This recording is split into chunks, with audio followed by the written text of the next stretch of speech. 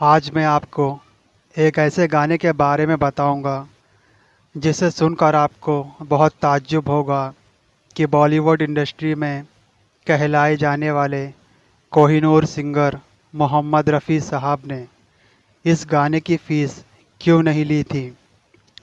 रफ़ी साहब जब इस गीत को गा रहे थे तो उनकी आंखें आंसुओं से क्यों भरी थीं। तो चलिए इस सुनहरे गीत के किस्से को डिटेल में जानते हैं। मैं हूं आपका दोस्त सलमान। सुनाता हूं वो बातें जो छू ले आपका मन। तो चलिए इस वीडियो को शुरू करते हैं।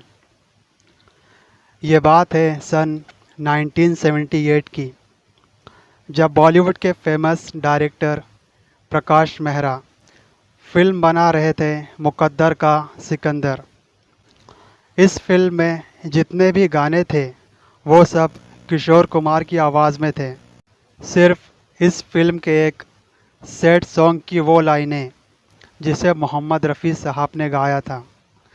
मगर पहले रफ़ी साहब इस गाने की वो लाइनें गाने से इनकार कर रहे थे, क्योंकि उनका कहना था कि जब आपने इस फिल्म के सारे गाने किशोर कुमार से गवा लिए हैं तो फिर मेरी आवाज़ को आप इस फिल्म में क्यों इस्तेमाल करना चाहते हैं। इस किस्से की पूरी हकीकत क्या थी अब मैं आपको बताता हूँ। मुकद्दर का सिकंदर इस फिल्म के हर एक गाने को म्यूज़िक दिया था उस वक्त के महान म्यूज़िक कंपोज़र कल्याण जी आनंद जी ने, और इस फिल्म के गीत लिखे थे अनजान ने। अनजान साहब ने एक ऐसा गीत लिखा था जिस गाने में दो बहुत ही दर्द भरी लाइनें थीं। उस गीत के अल्फाज कुछ इस तरह से थे। ज़िंदगी तो बेवफा है, एक दिन टुकराएगी, मौत महबूबा है अपने साथ लेकर जाएगी, मर के जीने की अदा जो दुनिया को सिखलाएगा, वो मुकद्दर का सिकंदर जाने मन। इन लाइनों को इस फिल्म में पहले किशोर कुमार ने भी गाया है, लेकिन जो दर्द, जो तड़प, जो अंदाज़ म्यूज़िक डायरेक्टर कल्याण जी आनंद जी को चाहिए था, वो दर्द उन्हें किशोर कुमार की आवाज़ में नहीं मिला था। फिर कल्याण जी आनंद जी ने डायरेक्टर प्रकाश मेहरा से कहा, इस गीत को गाने के लिए हमें मोहम्मद रफ़ी साहब की आवाज़ चाहिए, उनके बगैर ये गाना पूरा नहीं होगा। तब डायरेक्टर प्रकाश मेहरा ने कहा, इस फिल्म के सारे गाने किशोर कुमार ने गाए हैं, इन दो लाइनों के लिए मैं मोहम्मद रफ़ी साहब से कैसे कहूँगा। तब कल्याण जी आनंद जी कहते हैं, ये काम आप हम पर छोड़ दीजिए, हम उन्हें इस गीत के लिए कैसे भी मना लेंगे। फिर म्यूज़िक डायरेक्टर कल्याण जी आनंद जी मोहम्मद रफ़ी साहब के घर पहुँचे।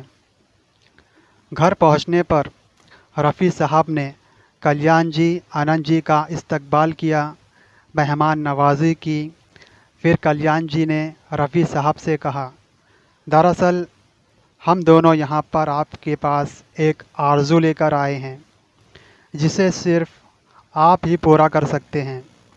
फिर आनंद जी ने कहा, प्रकाश मेहरा एक फ़िल्म बना रहे हैं जिसका नाम है मुकद्दर का सिकंदर।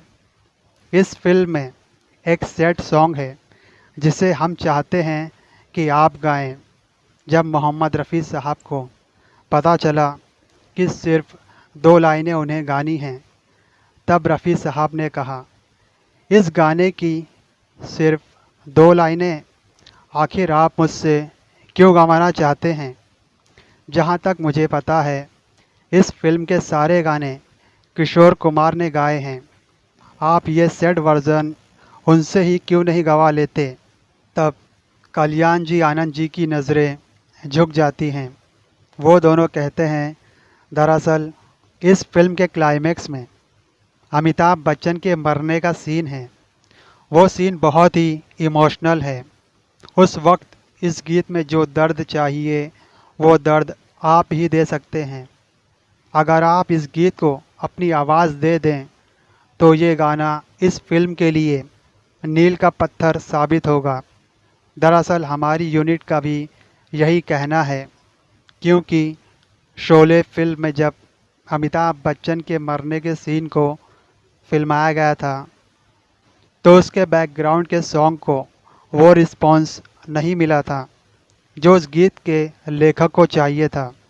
इसलिए हमारी पूरी यूनिट की आपसे यही गुजारिश है, आप इस गीत को गाकर उस सीन को अमर कर दीजिए। हम जानते हैं कि आप हमें निराश नहीं करेंगे। फिर रफ़ी साहब ने कहा, ठीक है, इस गाने की रिकॉर्डिंग के लिए मैं स्टूडियो पहुंच जाऊंगा। अगले ही दिन रफ़ी साहब स्टूडियो पहुंच गए।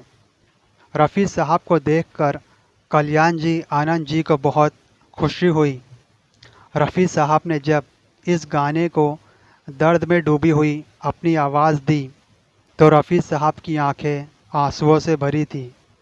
मानो रफ़ी साहब अमिताभ बच्चन के मरने के उस मंज़र को महसूस करके इस गाने को गा रहे थे। तब कल्याण जी आनंद जी ने रफ़ी साहब की आंखों की तरफ देखा तो उन दोनों की आंखें भी नम हो गईं, क्योंकि गाना था ही इतना इमोशनल। उस गाने के बोल मैं आपको यहाँ पर भी सुनाना चाहूँगा। जिंदगी तो बेवफा है, एक दिन ठुकराएगी, मौत महबूबा है, मौत महबूबा है, अपने साथ लेकर जाएगी, मर के जीने की अदा जो दुनिया को सिखलाएगा, वो मुकद्दर का सिकंदर, वो मुकद्दर का सिकंदर जाने मन। इस गाने के बैकग्राउंड में इतना दर्द भरा म्यूज़िक बजता है जो आपके दिल को गमगीन कर देगा। आपकी आंखें नम हो जाएंगी, आपकी पलकें भीग जाएंगी। बहुत ही तड़पती हुई आवाज़ में गाया है इस गाने को रफ़ी साहब ने। इस गाने की रिकॉर्डिंग के बाद कल्याण जी आनंद जी ने मोहम्मद रफ़ी साहब का तहे दिल से शुक्रिया अदा किया। फिर कल्याण जी आनंद जी ने एक रकम से भरा हुआ चेक देते हुए रफ़ी साहब से कहा, आपने इन 2 लाइनों को गाकर हमारे ऊपर आज बहुत बड़ा एहसान किया है, जिसे हम अपनी लाइफ में कभी नहीं भूल सकेंगे। तब रफ़ी साहब चेक लेने से इनकार कर देते हैं, ये कहते हुए कि इस गीत के अल्फाजों में जो सच्चाई छुपी है उसे मैं रकम के तराजू से नहीं तौल सकता। इस गाने की ये लाइनें मेरी तरफ से आप दोनों के लिए एक नजराना है। इतने आला किस्म के सिंगर और दरिया दिल इंसान के लिए एक शेर तो ज़रूर बनता है दोस्तों। तेरी आवाज़ खुदा का नजराना है, तेरी आवाज़ खुदा का नजराना है, तू धड़केगा हर एक दिल में, यही तेरा तराना है।